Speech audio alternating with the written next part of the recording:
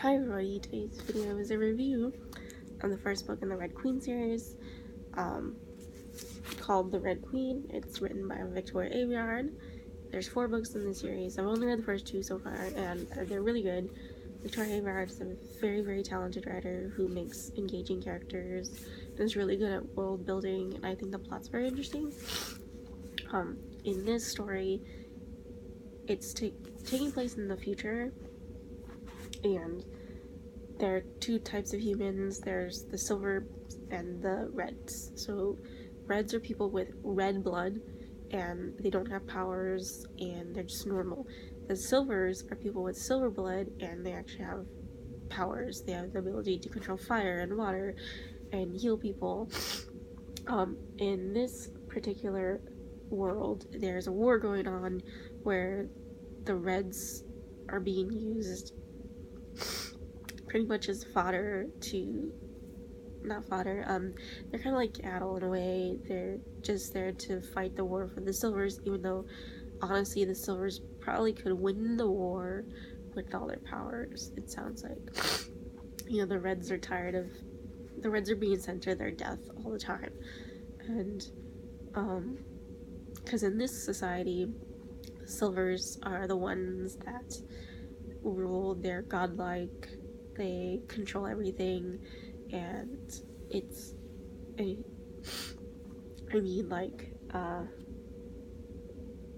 what's the age? I think the age is 17 in the start of the story that you get sent to this war, so you get sent very, very young to the war. I mean, the reds live in very poor conditions, they don't have a lot of lighting, don't eat a lot, so it's a very interesting world to read about, because in case, like, obviously you have like the X-Men, right? And the X-Men, the ones with the powers are the ones hiding. You know, they fear, you know, what would happen if, you know, the world discovers them. And in a way, obviously in the X-Men world, people know about mutants and they're doing registration acts and things like that, whereas they want to control them. And in this world, those with the power and control. So it's really interesting to read. The main character is a girl named Mare, who is a red blood. Now, what's interesting about her is she actually has power. She has the ability to control lightning, which is interesting because her blood is red. So she is like, you know, it's, I guess red bloods are, in the book they dub them new bloods, or I think it's this book that they come up with the term new bloods, and I think that's really interesting as well. So it's kind of like, in a way, the rest of the human race is also starting to evolve too. Like, I feel like at one point it doesn't matter what color your blood will be by the end, so, you know, after years. So she's kind of like the start. She's like she is a mutation in a way in this world, because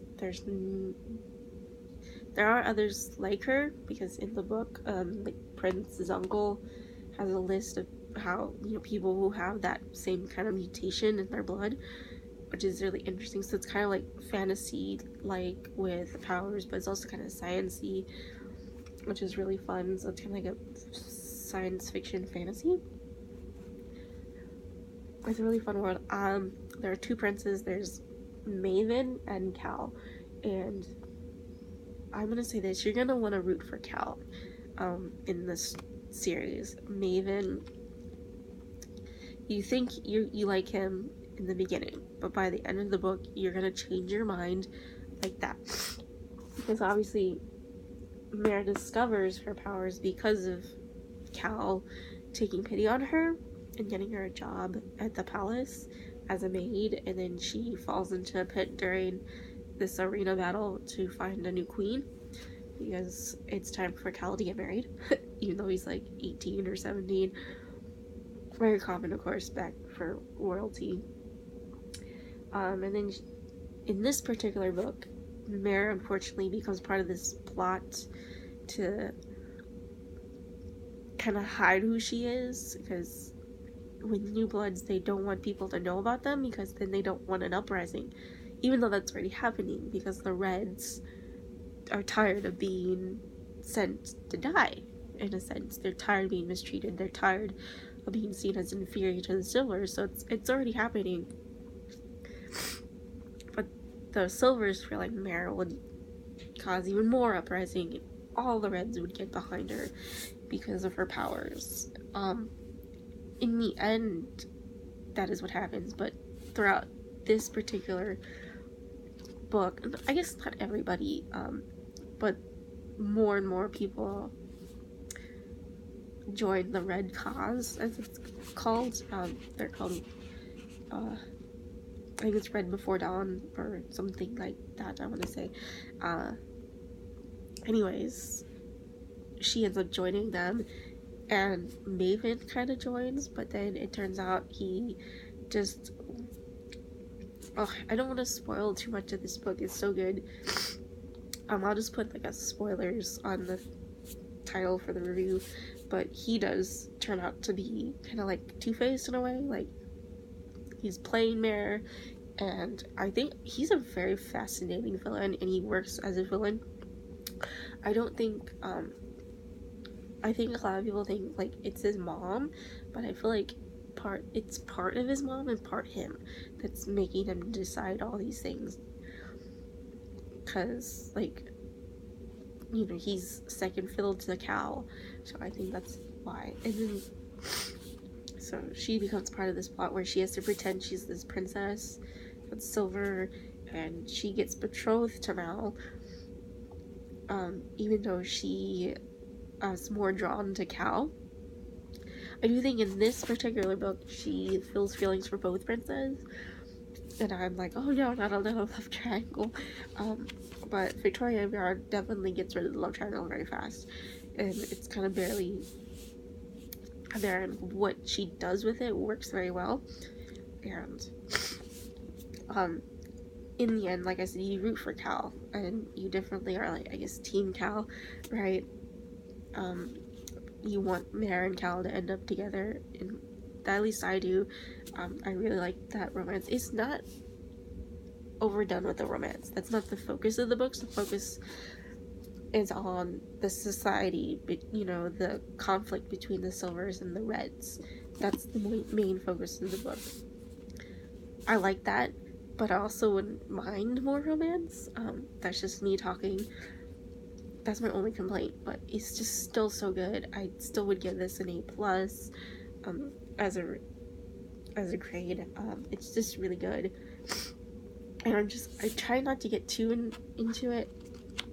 One, because I don't want to spoil too much of it, but also because I read this book a couple months ago, so I don't remember too many of the details. I know that a lot of her, what causes her to kind of go on this journey in a way is her friend is getting drafted into the war. He's 17, so I guess she's not 17 yet, because then she would be going to the war. It's her friend, her best friend. He's the one getting drafted, and then again, unfortunately, the best friend is in love with the main girl, with Mare. I don't care for that type of storyline, because it's been done a lot. But again, Victoria Aveyard still makes it really engaging, I feel like. But if she hadn't done that, the book wouldn't be missing it, I feel like. And because her friend is getting drafted, she kind of goes on this journey to try and save him, and that's how she ends up meeting Cal. She's trying to find a way to help him out and help her family out, because in helping him out, she kind of ruins something, I guess something really good for her family with her sister. But yes, anyways, it's a really good book. There's a lot to talk about with this book, I feel like, but again, I don't want to get too spoilery, because I actually think you should just go read it. But that's the thing. I do remember, like, the big important thing towards the end of the book, with Maven reveals himself to Mare.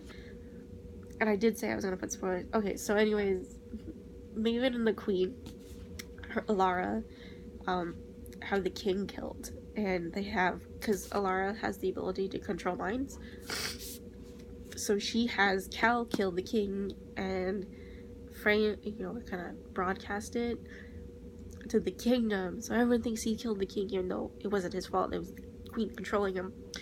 And Maven becomes king. It's all kinds of crazy, but it's such a good plot twist. Because you're thinking, could Cal end up being that character? Like, because when you start reading this, you think Cal's gonna be the one that's gonna break Mare's heart, and you're like, but no, you like them together, and it ends up being the opposite, because you don't expect Maven to be the one to do it. But it's crazy. Alara, I could see totally, but based on her character, being the one to come up with this plot. But it's interesting in that it's actually Maven that does it. It's like crazy, and it's so good. And I think you guys should just read this book and the rest of the series. I will do probably a shorter review on book 2. Hopefully I won't give too many spoilers like I did in this one. I'm sorry, I should have said something earlier. I will put it on the title again. But yeah, I give this book an A+ because it's just so good. So good. And I will see you in the next video. Bye!